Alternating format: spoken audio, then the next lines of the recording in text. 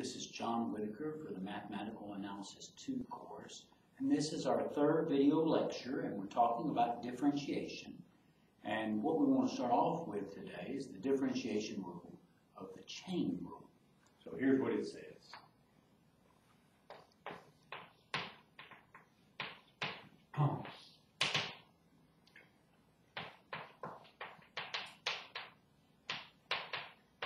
It says, suppose f is continuous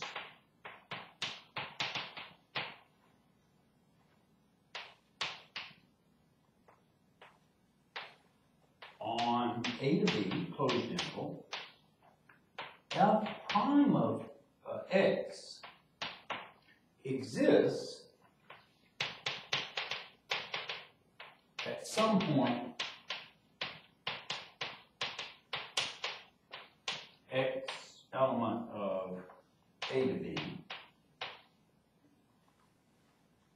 G is defined on an interval I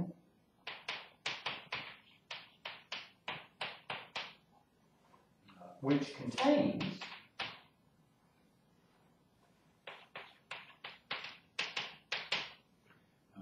the range of f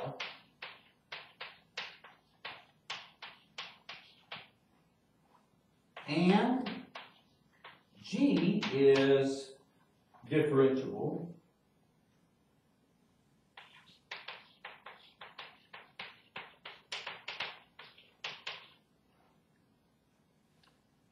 at the point f of x, okay, if we define h of t as a function to be equal to g evaluated at f of t, so the composition of g and f, then h is differentiable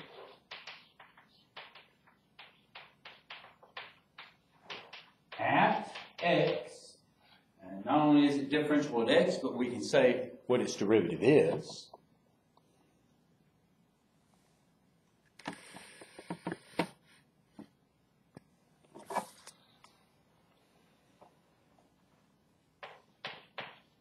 And h prime of x is equal to g prime of f of x times f prime of x. So that's the chain rule, and it is a differentiation rule which has to do with the composition of two functions. And we want to prove this.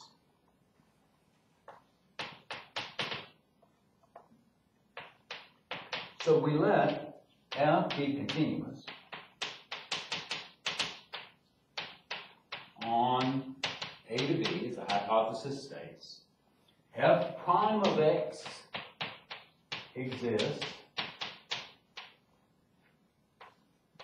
at some x in a to b. G, we're going to let G be defined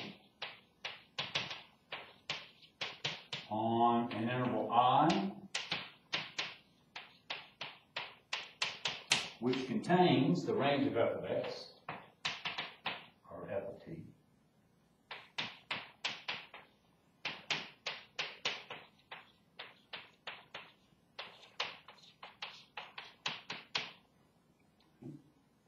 And G is differentiable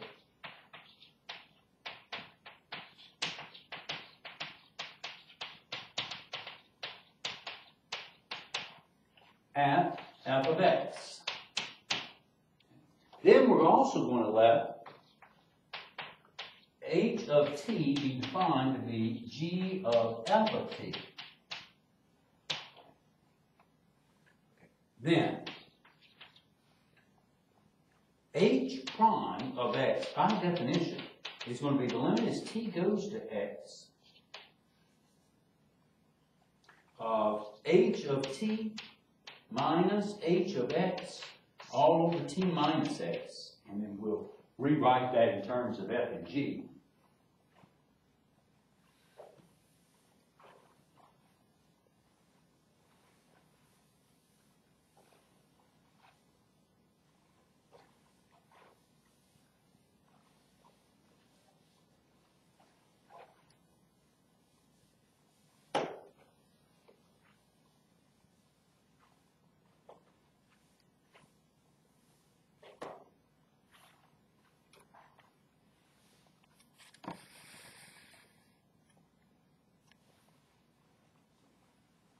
So what we have is h prime of x is equal to the limit as t goes to x. Here it will be g of f of t minus g of f of x all over t minus x. And I'll rewrite that as equal to the limit as t goes to x of exactly what we have,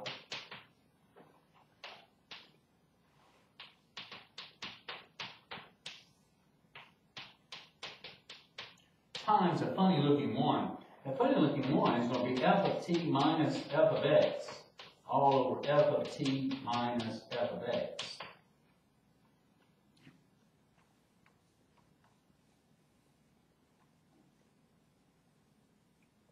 Which we'll rewrite as the limit as t goes to x of g of f of t minus g of f of x all over, let's write this down as f of t minus f of x times, and then f of t minus f of x all over t minus x. Assuming that this limit as t goes to x exists and this limit as t goes to x exists, we would have that this would be equal to the limit as t goes to x of g of f of t minus g of f of x all over f of t minus f of x times this limit as t goes to x of f of t minus f of x all over t minus x. And then this last limit, it does exist because that's nothing more than the derivative of f at x. So let me make that substitution.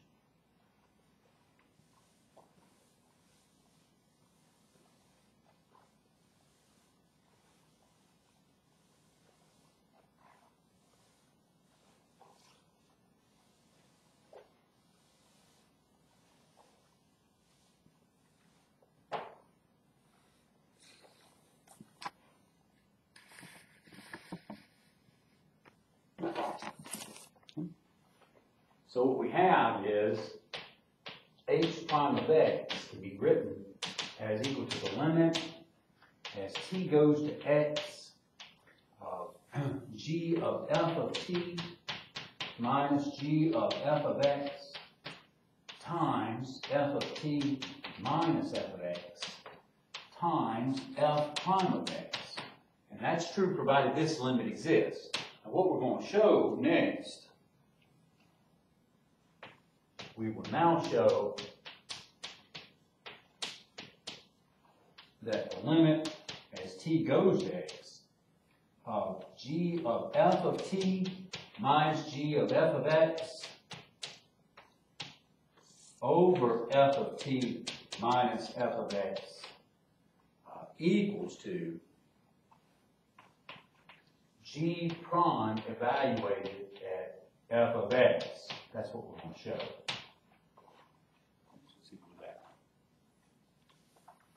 Now, how we're going to do this?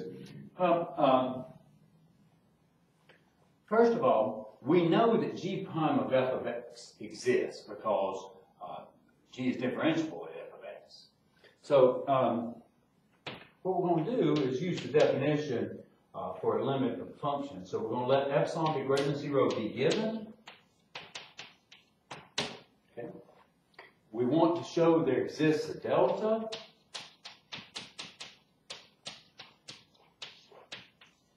Bigger than 0, such that for all t element of a to b with 0 less than t minus x less than delta, then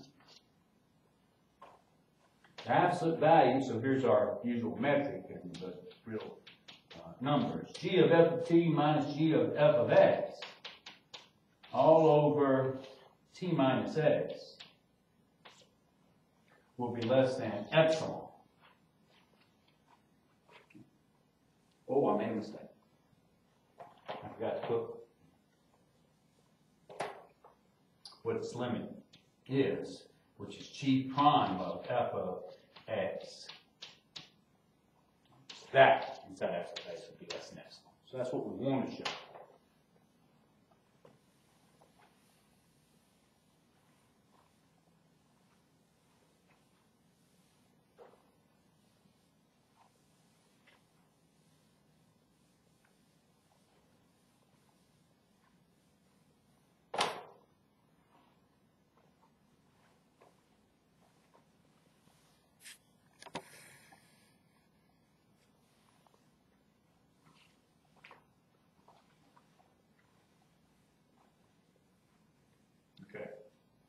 Well, since g prime of f of x exists, okay, then we know if we write down what that derivative's definition is. So I'll write it down this way. The limit is y goes to f of x of g of y minus g of f of x all over y minus f of x. Okay? Then that limit is equal to g prime of f of x. So this is a form of taking the derivative of g of f of x. Okay? So what about that limit? Well, since that limit exists, so there exists a delta, let's call so 1 would be given epsilon. It's greater than 0, such that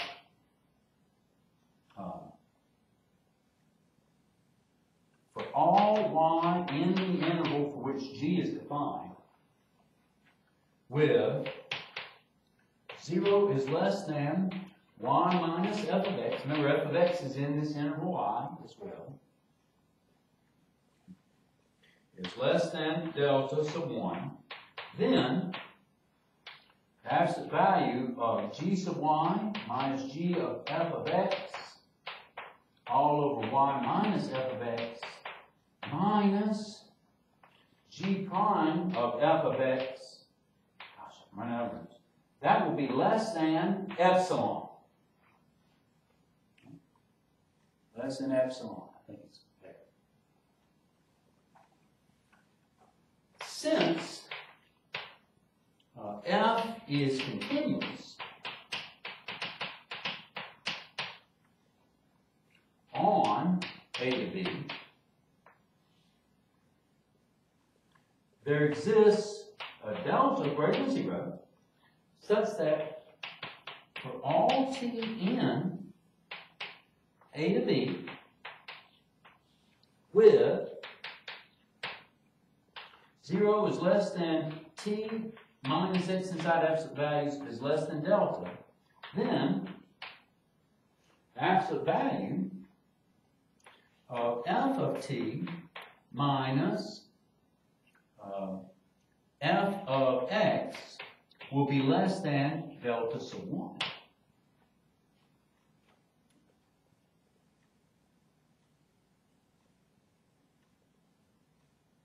And here I forgot, but I was using continuity, so I don't need this part about 0 being less than t minus x. Okay?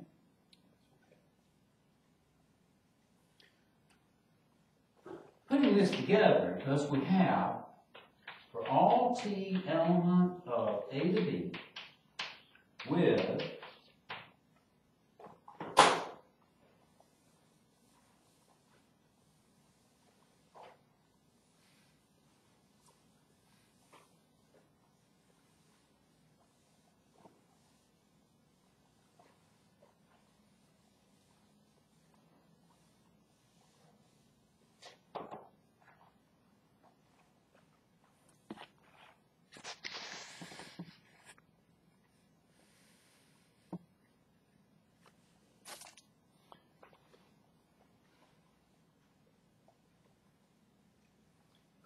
absolute value, 0 less than absolute value t minus x less than delta, then the output values for f of t minus f of x inside absolute values they'll be less than delta sub 1. And if they're less than delta sub 1, then we have g of those output values minus g of f of x all over those output values minus f of x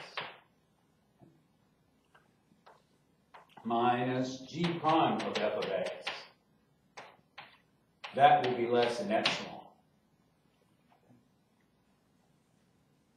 And that's what we wanted to show.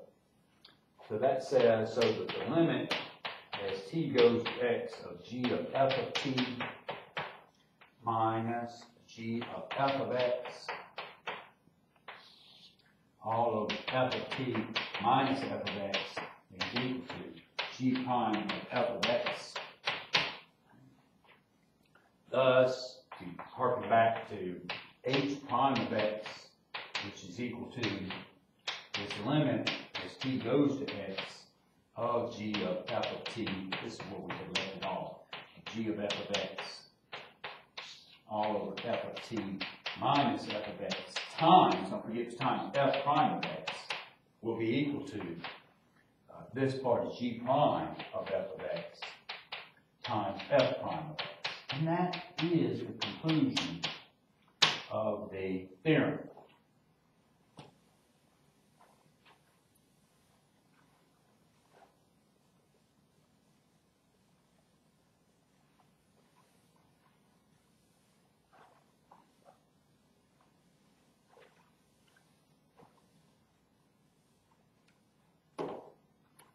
Okay, we'd like to apply that.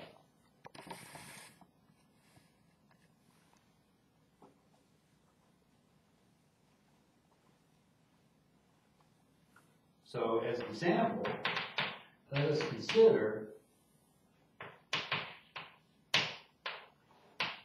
f of x, this piecewise defined function, to be defined to be equal to x squared times sine of 1 over x, and that's what it is if x is different than 0, and let it be defined to be 0 if x equals to 0.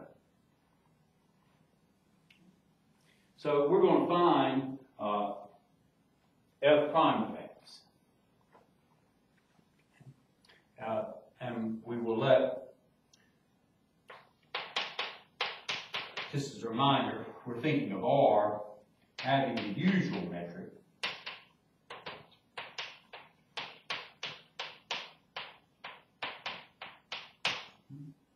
Then our directions are to find f prime of x. Now, what we'll do is we'll start off by considering x values different from 0. So for x being greater than, for x being different than 0,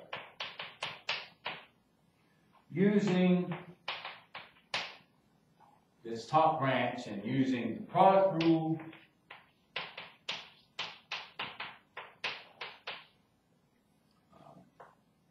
quotient rule, chain rule,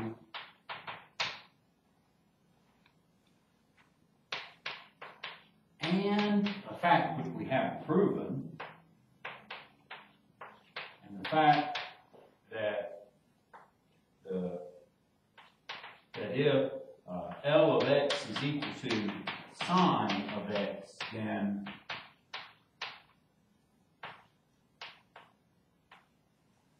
L prime of x is equal to cosine of x. Okay? We get, for these particular types of x's, ones that are non-zero, that f prime of x will be equal to x squared times cosine of 1 over x times minus x to the minus 2, and then plus 2x sine of 1 over x. And I'll simplify that.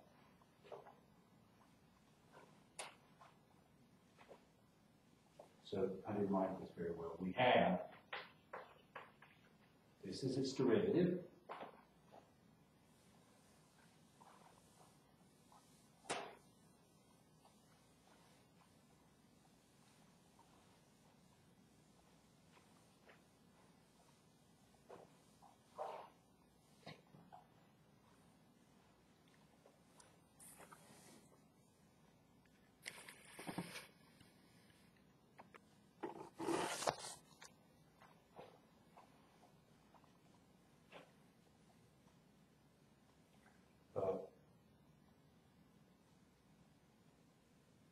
Which equals to, it would be minus cosine of 1 over x plus 2x times sine of 1 over x.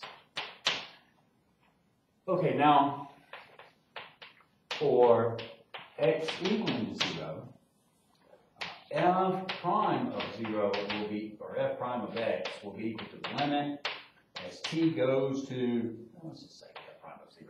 T goes to 0 of f of x minus, f of t minus f of 0 all over t minus 0, which is equal to the limit as t goes to 0, f of t, so we look back at f, it's going to be equal to t squared sine of 1 over t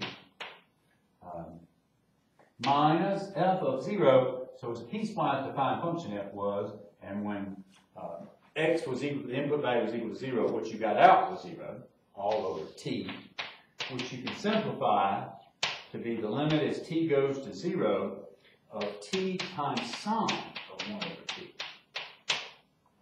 Okay. And so we want to know what that is. Okay? Here's the claim.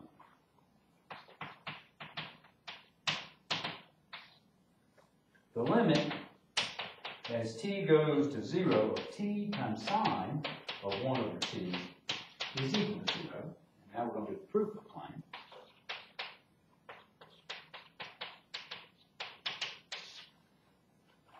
So this is a limit, so we're going to use the limit definition.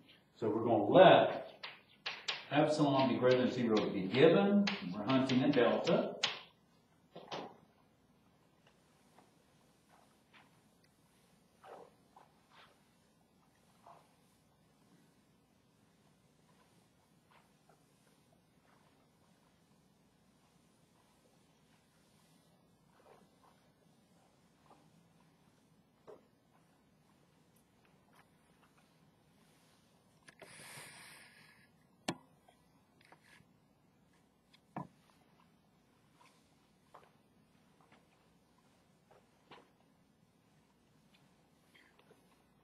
So we need a delta greater than 0 such that for all t in R with,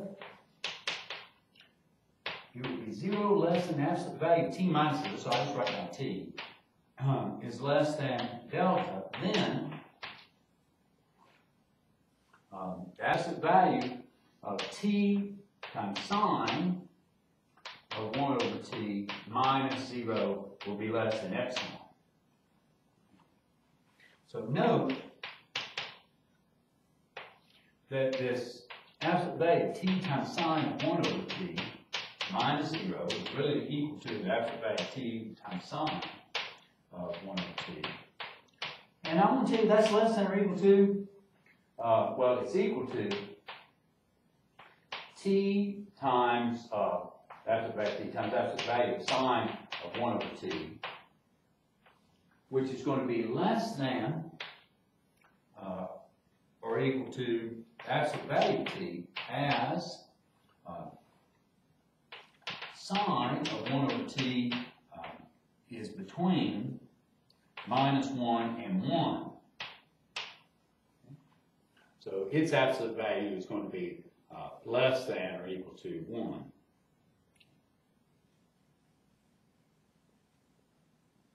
So if we let delta be equal to epsilon, then for all t element r with 0 less than t less than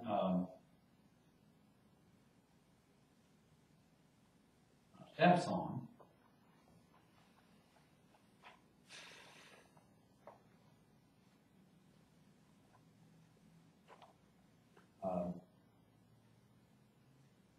it should be in absolute values. The absolute value of t will be less than, be less than delta. And this delta is the same thing as epsilon. So we have this. So for all t in R with 0 less than the absolute value of t is less than delta, this implies that the absolute value of t times sine of 1 over t minus 0 is going to be less than epsilon. And so that says that the limit as t goes to 0 of t times sine of 1 over t, that's equal to 0. So that ends the proof of plane.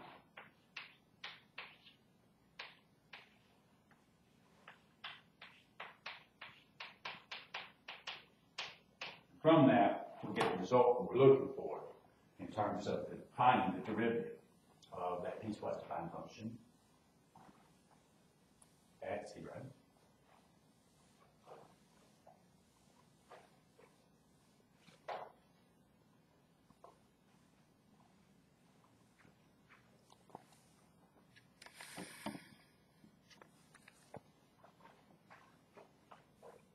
Thus,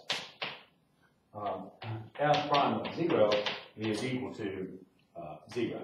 So what we come up with for the differentiation, the derivative function of f of x, is going to be defined to be minus cosine of 1 over x plus 2x times sine of 1 over x. And that's if x is different from 0, and it's 0 if x equals to 0. Now, one thing to take notice of for this particular derivative is that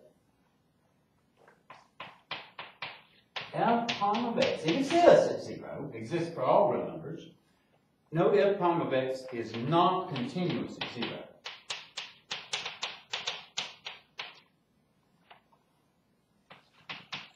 And the reason we can say that is because as the limit as x goes to 0 of minus cosine of 1 over x, that does not exist.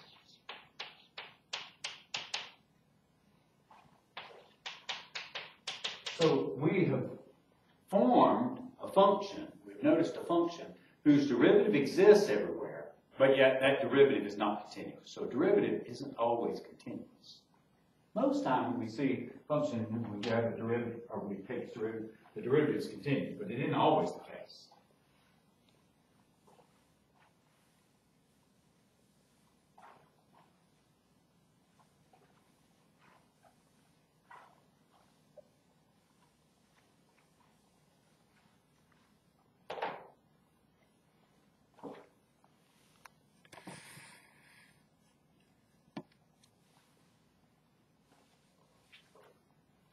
Next, we'll look at the definition of something that's of interest in calculus. We'll do it in an abstract way here, but we'll say let f be a real function defined on a metric space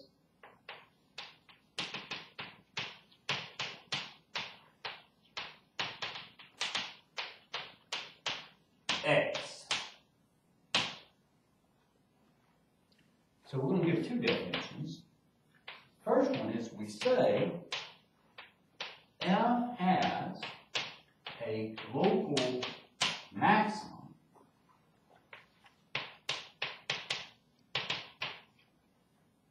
at a point P that's an element of x, if there exists a delta greater than 0 such that f of q is going to be less than or equal to f of p, and that's true for all q element of x with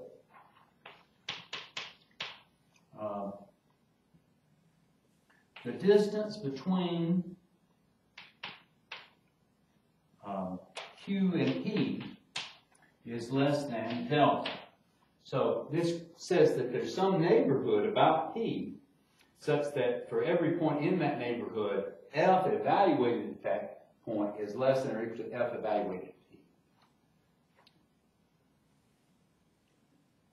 That's A. And so part A has to do with the local maximum. And so we can have a similar definition for a local minimum, and we do.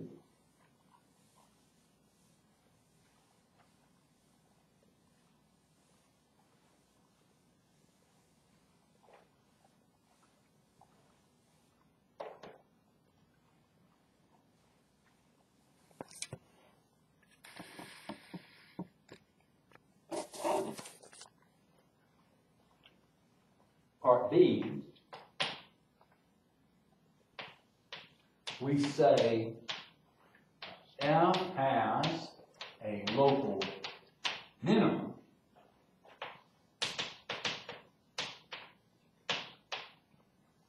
at a point p element of the metric space X if, again, there exists a delta greater than 0 such that, this is a little different. So f of q is bigger than or equal to f of p, and that's for all q in x with the distance between q and p is less than delta. Let's look at an example.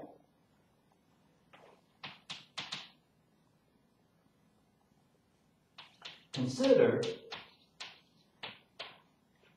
f of x equal to minus x minus 2 to b squared plus 3, with r having the usual metric.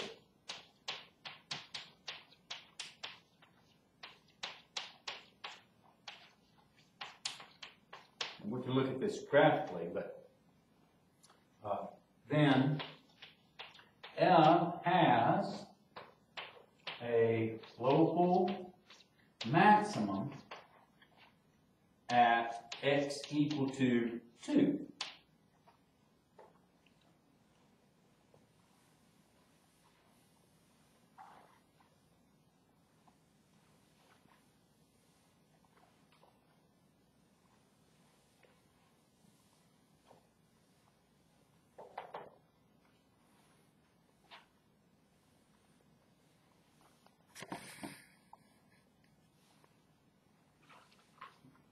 So this can be seen, as I said, graphically.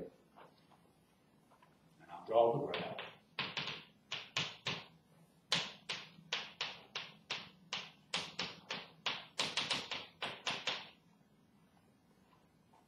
And here's what f of x looks like. Well, it's a parabola going down. Its vertex is at 2, 3. So there it is. And if you let x be 0, you get 0 minus 2, that's minus 2 squared is 4, minus 4 plus 3, minus 4 plus 3, you get minus 1. And so if I go to 2 spots to the right here, I'll be down at minus 1. So it looks like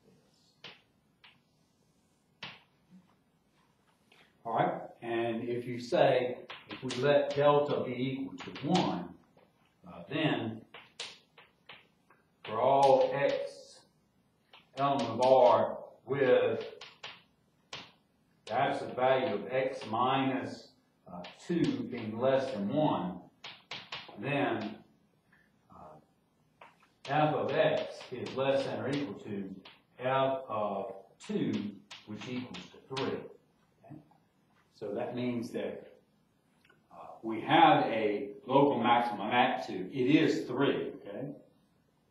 what I'm doing is I'm just looking at the region, the open interval, that is 1 unit away from, or has radius 1, about 2, so that goes from 1 to 3. And over this region, you can see that the highest y value is going to be at 2, which is f of 2 equal to 3. Let us now look at a theorem.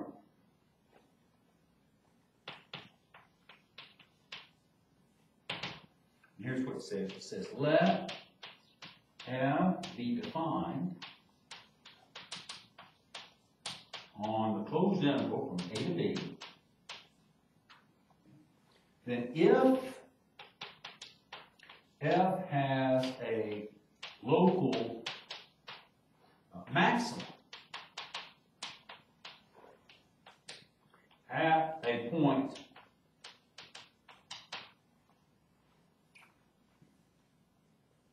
let's say x, element of the open interval from A to B, and f prime of x exists, so f is differentiable with this x, then f prime of x equals to 0.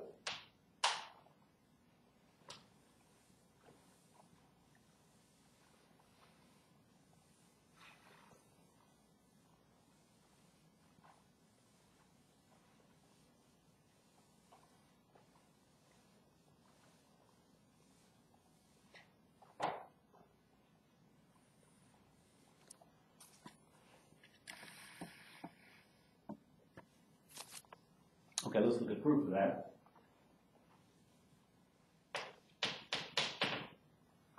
Okay, so we're going to let f go from A to B into real numbers such that f has a local maximum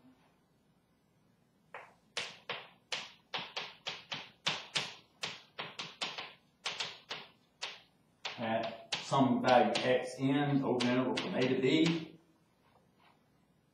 Okay. And we're also going to suppose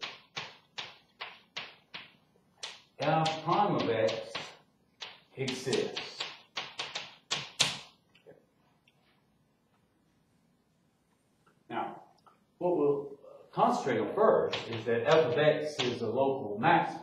Since f of x is a local maximum, well, what's that mean by definition?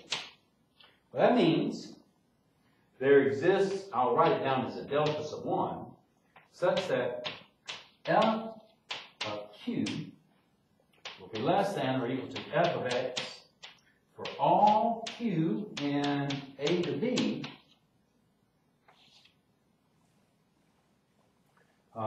with the absolute value, this is the metric, between q and x being less than delta sub 1. Now, what I would like to do, and we can do, and I'll say this in just a second, is that, look, if you pick a delta sub 1, it's, we have such delta, but it might be so big that it extends past A, which is not in the domain of the function, but on the real line. And so we'd only be going from A up to x plus delta sub 1. We'd only be talking about those q's. But we can make we can choose a different delta that's smaller and make sure that we don't include up to A nor include up to B. And so here's what we'll do. So we choose delta greater than 0. And this is the way that we can choose it to do what we want. That is that delta will be equal to the minimum between delta sub 1, the absolute value of A minus x over 2, and the absolute value of B minus x over 2. So that's how we can choose delta, choose it to be that.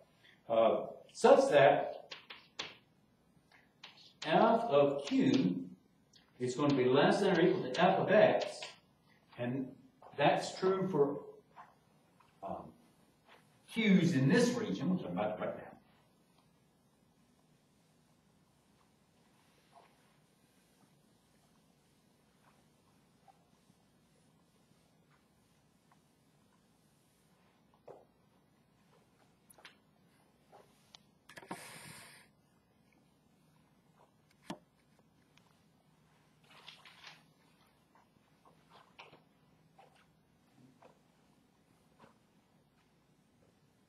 that's true for all q elements of A to B with q minus x being less than delta. Thus, we have something like this. A is less than x minus delta, is less than x, which is less than x plus delta, which is less than b. So, if you look at t values, I call them q, but now I'm calling them t, that's in between x minus delta and x. So look at here.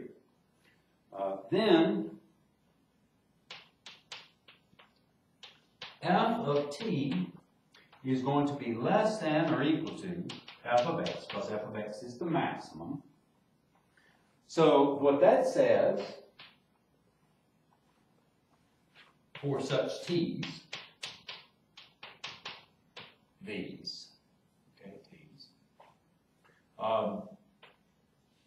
f of t minus f of x is less than or equal to 0. Okay. And, okay, for these t's, t minus x, okay, right here, is going to be less than 0. So that says that f of t minus f of x over t minus x, that quotient function that is involved in the derivative, well, it's going to be a non-positive number over a negative number, and so that's going to be greater than or equal to 0. And that's going to force the limit as t goes to 0 of f of t minus f of x over t minus x to be greater than or equal to 0. That tells us, since the derivative exists at x, we're assuming that. So f of x got to be greater than or equal to 0. F prime of x has got to be greater than or equal to 0. Now our job is to show that f prime of x is going to be equal to 0. We're going to do this by showing that f prime of x is both greater than or equal to 0 and less than or equal to 0. Right now we have it greater than or equal to 0.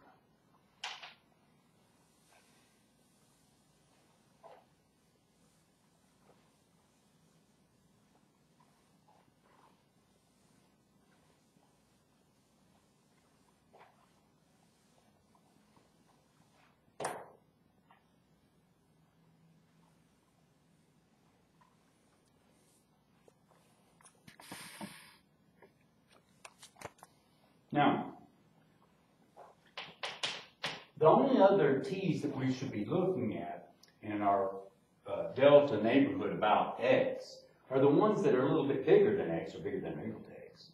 So if x is less than, let's say less than or equal to t, well, less than, where we're interested, greater than t, x is less than t, which is less than x plus delta, then we know that f of t is less than or equal to f of x.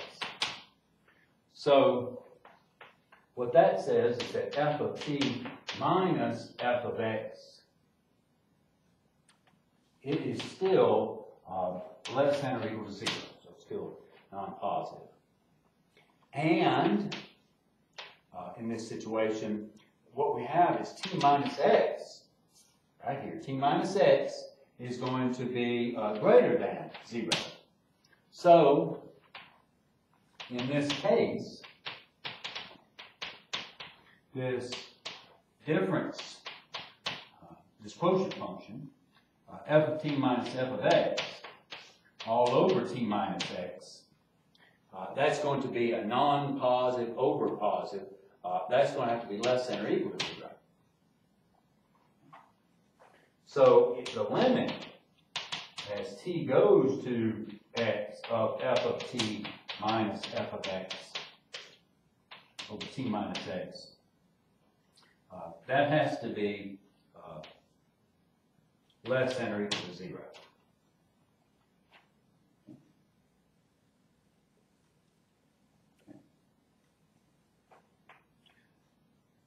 So that says that f prime of x must be less than or equal to 0. Thus, by our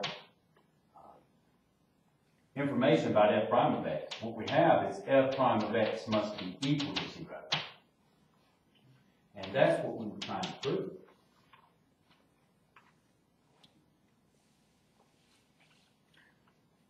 Well, this statement that we just proved had to do with a maximum, but we have a similar statement that I'm going to write down that has to do with minimum.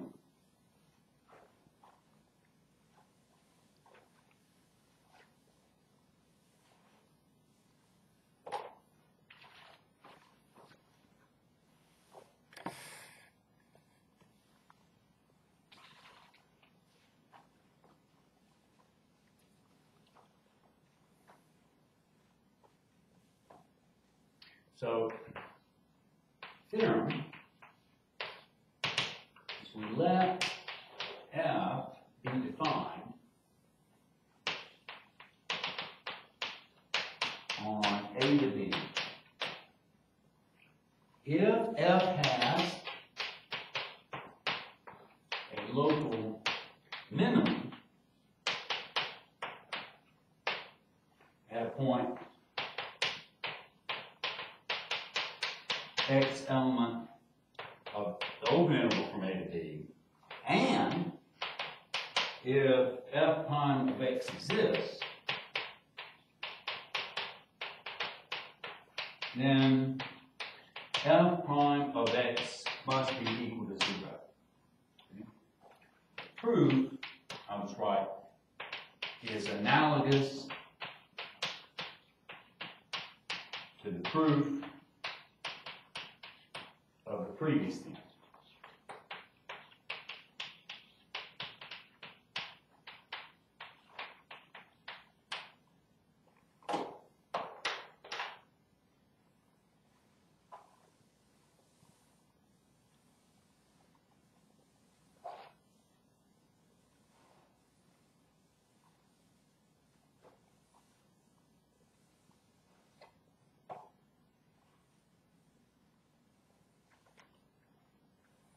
Okay, I'd like to we'll conclude this lecture by looking at some examples. After we write up a conclusionary statement about these two theorems. So these past two theorems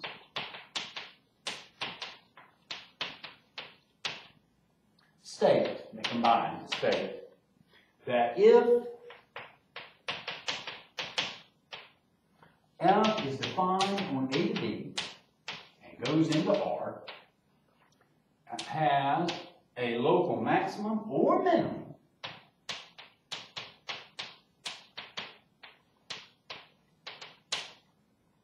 at x equal to, at x that's inside the open interval from A to B. And if f prime of x exists, then f prime of x has to be 0. In calculus, we say that a critical value is a value in the domain of function f such that the derivative is equal to 0 or is undefined. And one of the big statements is that if you have a local max or local min at x, then f prime of x had to be 0 or it had to be undefined. So here we're saying in the case where it's defined, the derivative it has to be 0. Okay? So when you have a local max or min and the derivative exists, the derivative had to be 0. But it's not the case of the converse, okay? And so, but first, let's look at this example. So example, consider, to illustrate this statement here, as an example, consider the function we already have, f of x equal to minus x minus 2 to b squared plus 3. We saw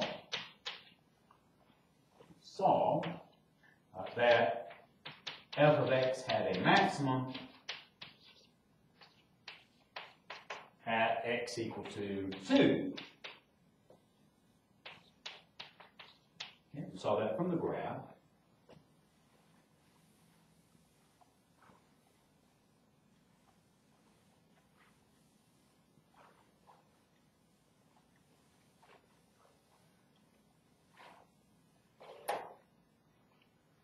Okay.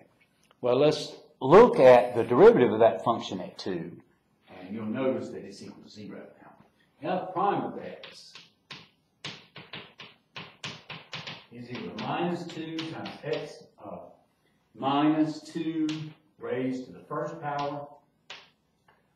That's what it is. And note F prime of 2 is equal to 0. So that's an example of where if you have a local maximum in this case, and the derivative exists at where that local maximum is occurring, then that derivative had to be 0. Okay. However, there are functions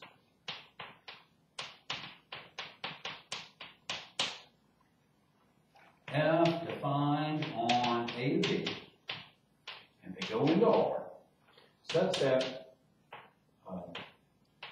for x element of A to B, f of x is either a local max or a local min.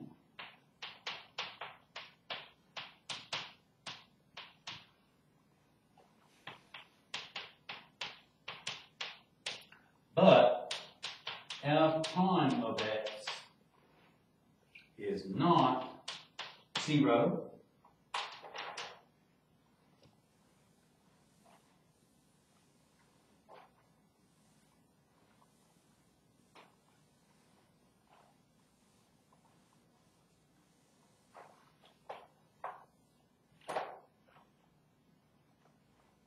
In particular,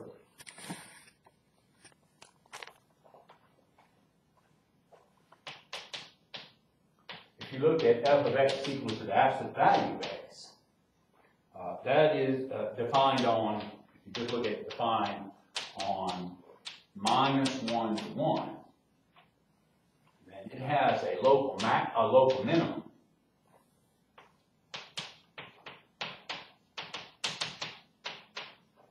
At x equal to 0. Okay. But, as seen earlier,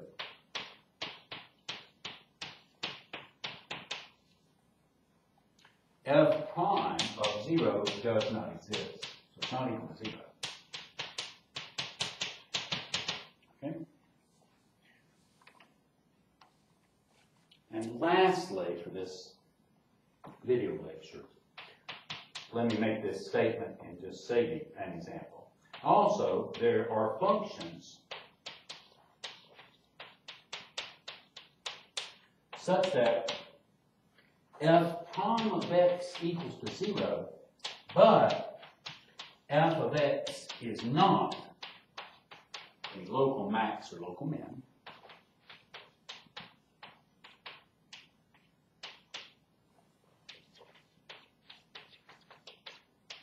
And as an example,